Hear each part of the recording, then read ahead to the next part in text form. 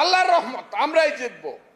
যারা বাক বাকুম করে কথা বলেন ওরা সত্য শোনো, তাদের নেতারা ওই কথা বলতো, পরে দেখা যাচ্ছে ভোট পাইছে 6%। আমি চ্যালেঞ্জ করলাম, যারা বড় বড় কথা বলেন ইসলামের নাম নিয়ে, ধর্মের নাম নিয়ে যারা মানুষকে বিভ্রান্ত করেছেন 70 সনে 71 সনে, এখনো যারা করতে চান, তারা বাংলাদেশে যদি 10%-এর বেশি ভোট পান, ভোটের পরে ফজলুর রহমানের সাথে দেখা করি। বড় বড় কথা বলেন, 20টা সিট একা একা পায়ে দেখেন তো দেখি। 3বার একা ইলেকশন করছেন, একবার একটা, একবার 3টা। এই তো শক্তি। হ্যাঁ, বিএনপির নামে দুর্নাম করাতে পারবেন। বিএনপি খুব লুটপাট করতেছে, বিএনপি এই দেশ শেষ করতেছে চাঁদাবাজি করিয়া। বিএনপির কর্মীরা খুব খারাপ বলে বলে সারা দিন ইউটিউবে মানুষকে বিভ্রান্ত করতেছেন। আমি অস্বীকার করি না, বিএনপির কর্মীরা 15 বছর না খায়া ছিল, অনেক অত্যাচার অবিচার সহ্য করেছে। মা মরেছে, বাপ মরেছে, জেলে থাকার কারণে বাপের জানাজা পড়তে পারে নাই, যার জানাজা পড়তে এসেছে ডান্ডা বেরিয়ে পড়ে। সেই বিএনপির একটা কর্মী যখন পেটে ভাত থাকে না, যদি 10টা টাকা রোজগার করতে চায়, তার যদি দুর্নাম হয়, যারা ব্যাংক দখল করে তাদের দুর্নাম হবে না? যারা বলেন বিএনপি খুব অত্যাচার করতেছে, কই উবায়দুল কাদের শেখ হাসিনারা তো বলছিল যে বিএনপি বাদ এদের পতন হলে বিএনপি একদিকে 5 লাখ, একদিনে 5 লাখ লোককে মারে ফেলবো। কয় লাখ লোক মারা গেছে বাংলাদেশে?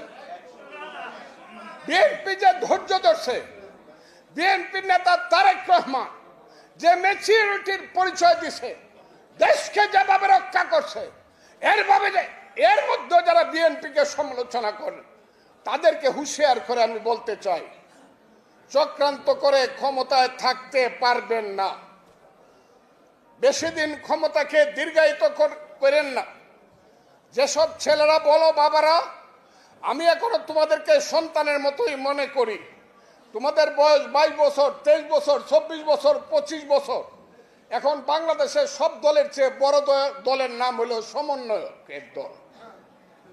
হ্যাঁ, সমন্বয়ক। আমি কিশোরগঞ্জে গেছিলাম, যদি 4-5টা ছেলে হাতে ডায়েরি নিয়ে হাঁটে, দিলাম বাবা তোমরা কারা, আমারে সালাম দিছে, কয় স্যার আমরা হইলাম আমরা সমরনায়ক। একটা ছেলে বলে তুমি সমরনায়ক? বোকা হয়ে গেছে, কয় না স্যার আমার ভুল হয়েছে, আমরা হইলাম সমন্বয়। আমি কেন আসছিলাম? ডিসি সাহেবের সঙ্গে মিটিং করতে আসছি। কোন ক্লাসে পড়ো? কলেজে ফার্স্ট ইয়ারে পড়ি, গুরুদয়াল কলেজে। এইভাবে 3টা জেনারেশন নষ্ট হয়ে যাচ্ছে বাংলাদেশের। আমরা আগে মেট্রিক পরীক্ষায় লিখতাম এই মিন লাইফে ডাক্তার হতে চাই, ইঞ্জিনিয়ার হতে চাই, সমাজকর্মী হতে চাই। এখন ছেলেরা লিখবে সমন্বয়ক হইতে চাই, কারণ সমন্বয়ক হইলে পরে ফার্স্ট ইয়ারে পড়েই ডিসি সাহেবের সাথে মিটিং করিয়া প্রজেক্ট করা যায়। এই দেশ চাই না। আমাদের ছেলেপেলেরা স্কুল কলেজ বিশ্ববিদ্যালয়ে যাও, লেখাপড়া করো। ইন্ডিয়াকে সারাদিন বকা দেও 1000 বার, আমিও বকি, কিন্তু জওহরলাল নেহরু ইউনিভার্সিটির ছাত্রের চেয়ে তুমি ভালো ছাত্র হও। বেঙ্গালুরুর আইটির একটা বিজ্ঞানীর চেয়ে ভালো বিজ্ঞানী তুমি হও। তুমি বাংলাদেশের মুখ উজ্জ্বল করো। সারাদিন শুধু রাজনীতির নামে ঘুরে ঘুরে বাংলাদেশে আমরা যারা বসে আছি, আমরা কিছুই বুঝি না, আমাদের কোনো অভিজ্ঞতা নাই, যোগ্যতা নাই। 71 কোনো জিনিস না, ওইটা কোনো স্বাধীনতা ছিল না। তোমরা স্বাধীনতা দিবা? আরে বাবা, 71-এর স্বাধীনতা আর এই স্বাধীনতা, বিড়ালরে কিন্তু বাঘের মাসি বলা হয়। 71-এর স্বাধীনতা যদি বাঘ হয়ে থাকে, তোমাদেরটা কিন্তু বিড়াল। 71-এর স্বাধীনতার সঙ্গে, 71-এর মুক্তিযুদ্ধের সঙ্গে, 71-এর ত্যাগ তিতিক্ষার সঙ্গে, 71-এর জীবন ব্যবস্থার সঙ্গে যুদ্ধ করতে গিয়েছে। ভাগনাটা গুলি গায়ে পড়ে গেছে, লাত মারে উঠে বলছে বাবা মাকে দেখো, তুমি মাকে দেখো। সেই মা পাগল হয়ে মারা গেছে।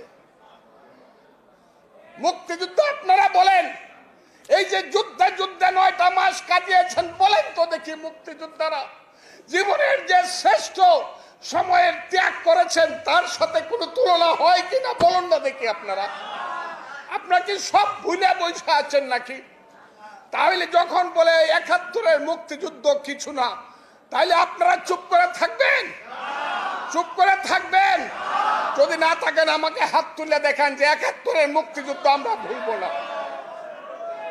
কাজেই যারা ৭১-কে ভুলাইতে চান তাদেরকে আমি সাবধান করে বলতে চাই, এই বাঙালি জাতি কোনো দিন ৭১-কে ভুলবে না। কারণ আমি সব সময় বলি, এই বাংলায় শুধু বেলি চামিলি আর জুই ফুল ফুটে না, এদেশের রক্তগোলাপ রক্ত জবা ফুটে। এদেশের জঙ্গলে শুধু কোকিল ডাকে না, এদেশের জঙ্গলে রয়্যাল বেঙ্গল টাইগারও ডাকে। এদেশে শুধু বসন্তকাল আসে না, চৈত্রের শেষে বৈশাখের প্রারম্ভে ধুলির ধ্বজা উড়ে গ্রীষ্মকালও আসে। এদেশে শুধু গ্রীষ্মকাল আসে না, উত্তাল নাগিনীর মতো ফোনা তুলতে তুলতে বর্ষাকালও আসে। এদেশে শুধু মীর জাফর, জগৎ শেখ, ইয়ার লতিফ, রাজদুল্লভ, রাজবল্লভ, আরাল বদর রাজাকার জন্মগ্রহণ করে না, যুগে যুগে জন্মগ্রহণ করে সিরাজ, মীর মদন, মোহনলাল, সূর্য সেন, ক্ষুদিরাম, শহীদ জিয়াউর রহমান আর মুক্তিযোদ্ধাদের মতো বীর সন্তান। এই দেশকে কেউ ধ্বংস করতে পারবে না। এই দেশ স্বাধীনতার পথে থাকবে, মুক্তিযুদ্ধের পথে থাকবে।